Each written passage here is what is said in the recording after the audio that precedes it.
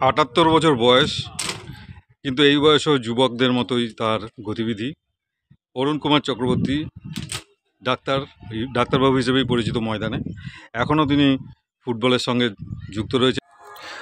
এই ৭৮ বছর বয়সেও তিনি দলের খেলোয়াড়দের সঙ্গে সমান তালে দৌড়ে গা ঘামিয়ে নেন। সেখান থেকে আমি চলে আসি এরিয়ান ক্লাবে। এরিয়ান ক্লাব এবং তার সাথেও বিভিন্ন ক্লাব আমাকে অফার দেয় এবং তাদেরও সহযোগিতা।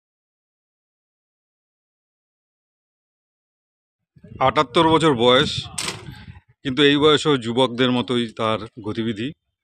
অরুণ কুমার চক্রবর্তী ডাক্তারবাবু হিসেবেই পরিচিত ময়দানে। এখনও তিনি ফুটবলের সঙ্গে যুক্ত রয়েছেন এরিয়ানের সঙ্গে এবছর। এর আগেও অনেক জায়গায় নিশ্চয়ই উনি করেছেন। আসুন আমরা জেনে নিই। ডাক্তারবাবু নমস্কার। আপনি তো ফুটবলের সঙ্গেই জড়িত, আপনি কি নিজে খেলতেন আগে? হ্যাঁ, আমি শ্যামবাজার ইউনাইটেড বলে একটা ক্লাব ছিল। সেই ক্লাবটা চালাতো হচ্ছে গুপিদা, ইস্ট বেঙ্গলের গুপিদা। আচ্ছা, তিনি চালাতেন। তিনি এবং তার সাথে মন্টু ঘোষ আমাদের আইএফএ প্রাক্তন সেক্রেটারি ছিলেন। তিনি আমার কলকাতা মাঠে নিয়ে আসেন। আচ্ছা, আপনি তখন থেকে খেলতেন? হ্যাঁ হ্যাঁ। আর কোন কোন ক্লাবে খেলেছেন? আমি তো ওই শ্যামবাজার ইউনাইটেড খেলেছি এবং কলেজের হয়ে যখন আমি যোগেশচন্দ্র চৌধুরী কলেজে পড়তাম তখন কলেজের হয়ে গোলকিপার খেলি এবং কলেজ লিগে আমি চ্যাম্পিয়ন হই। সেই সময় ইলিয়াট শিল্ডে খেলতো অরুণ ব্যানার্জি, আর সেকেন্ড গোলকিপার অরুণ চক্রবর্তী, মানে আপনি? হ্যাঁ হ্যাঁ। আচ্ছা, এমনি এই ময়দানে যে আপনাকে দেখা যায় বহুদিন ধরে, দেখছে মানে যারা ফুটবল প্রেমী তারাও আপনাকে দেখে, আমরাও দেখি। তো এই পেশার সঙ্গে যুক্ত কবে থেকে? এই ডাক্তারবাবু বলে যে আপনার নাম?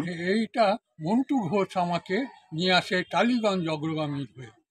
ওইখানে 4 বছর আমি ফিজিওর কাজ করি এবং প্লেয়ারদের দেখাশোনা করি। তারপর ওইখান থেকে আমি সাধারণ সমিতিতে চলে আসি। আচ্ছা, সাধারণ সমিতিও আই লিগে আমি রিপ্রেজেন্ট করি। আচ্ছা, আই লিগের পর সেকেন্ড ডিভিশন আই লিগ, সেখান থেকে আমি চলে আসি এরিয়ান ক্লাবে। এরিয়ান ক্লাব এবং তার সাথেও বিভিন্ন ক্লাব আমাকে অফার দেয় এবং তাদেরও সহযোগিতা, যেরকম BSS premier division, third division থেকে একদম প্রিমিয়ার পর্যন্ত ওই ক্লাবের সার্ভিস দিয়েছি। মেসারাস ক্লাবও আমার, সেইখানেও আমি তাদের সহযোগিতা করি। এই এরিয়ানের সঙ্গে কত বছর আছে? এরিয়ানে আমি আজ 7 বছর ধরে এরিয়ানে আছি। সেখান থেকে আবার আমাকে আইএফএ রিক্রুট করে।